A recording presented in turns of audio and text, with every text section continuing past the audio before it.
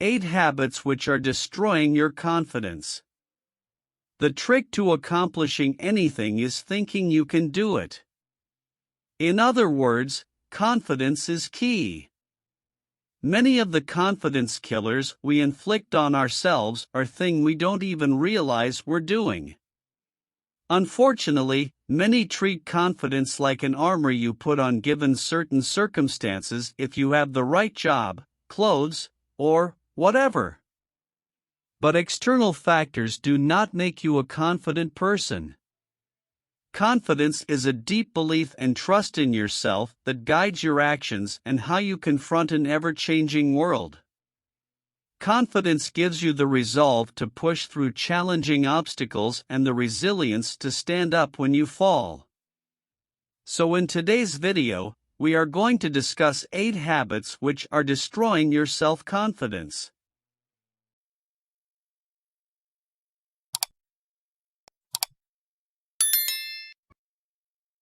1. You care too much about what other people think. No doubt at some point we have said, "I don't care what other people think about me." But if we really took the time to think about that, we'd realize that there is probably not a lot of truth to that statement. It is common to care about what others think, especially if we are trying to impress them. As human beings, we want to be liked and respected by others. However, when you value other people's thinking and opinions above your own and change your behavior to reflect what you think others want to see, you are doing harm to yourself.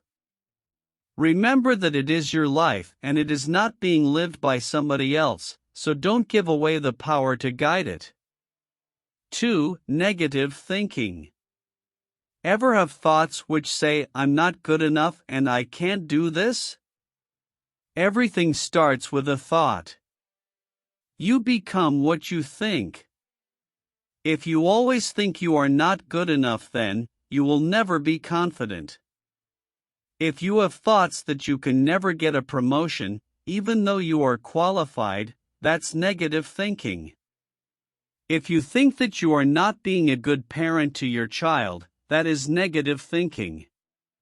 If you indulge in pessimism, then this creates a self-fulfilling prophecy. You are gradually destroying your self-confidence with all these thoughts. Try reframing those negative thoughts to say, "I am good enough to get this job and I need to show my skills," will reinforce a more positive mindset and should increase your confidence. Focus on what you can do instead of worrying about the outcomes you can't control. 3. Thinking that you don't have anything to say or contribute to a discussion. Ever feel that at work or at social events that you don't tend to get involved in conversations because you don't believe that you have anything meaningful to add? This is destroying your confidence, as you may feel like people will be bored of what you have to say, that they will think that you are not smart, or that they make fun of what you have to say. This is a story that people have told themselves, and they will start to believe that it is true.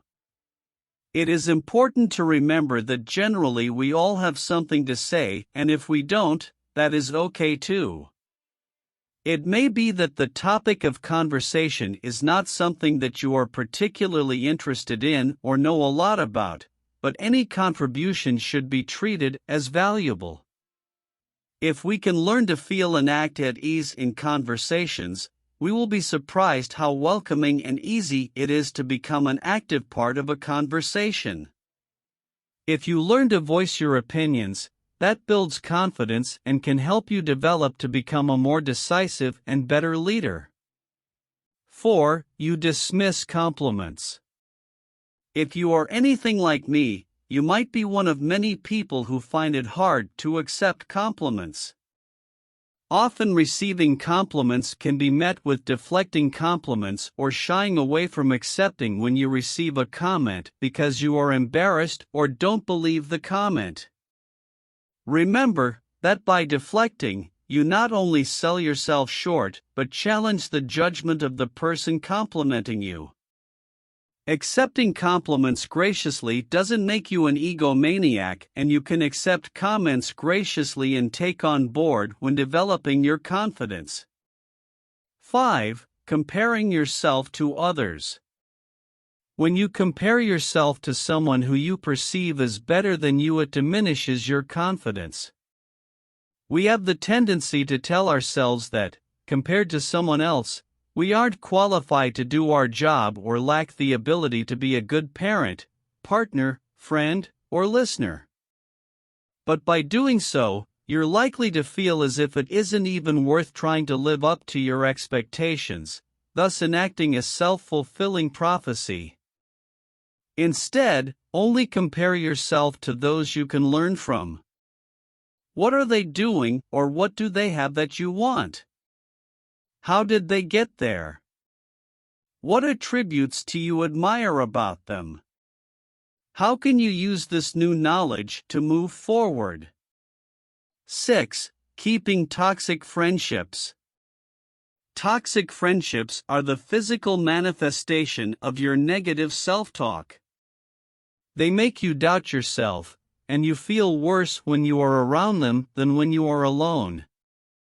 We all assume that over time a relationship grows. However, time too can turn a relationship toxic. A relationship is made up of two people, but sometimes, one person may be going through a tough time alone. This can create distance and even resentments that harm a relationship. A common tip to deal with toxic people is to cut them out. However, I've never been a fan of cutting people out of your life simply because things between you have changed. Not only is it rude and unsympathetic, but it is also disrespectful to the time both of you invested in that relationship. However, if your relationship started out toxic, then address it. State your need for boundaries. It may be an uncomfortable conversation, but at least it was addressed, which is better than acting as if nothing has happened. Come to an agreement that you both will part ways at a mental health break. If all else fails, walk away. 7. Focusing on your weaknesses. The more we talk about our perceived negative traits, the more we will believe them. Not only that, but focusing on those flaws leads our subconscious mind to look for evidence that this belief is true and create new experiences to support it. At a certain point, these perceptions will turn into a self-created reality. 8. Not admitting when you're wrong. Confidence is crucial, but overconfidence is downright dangerous. Knowing when to admit you are wrong is an important step in maintaining your self-esteem, because confidence doesn't mean being right all the time. It also means being self-aware. You'll learn that even when you make mistakes, the world doesn't come to an end. Own it. Admit your mistake. Forgive yourself. And move on.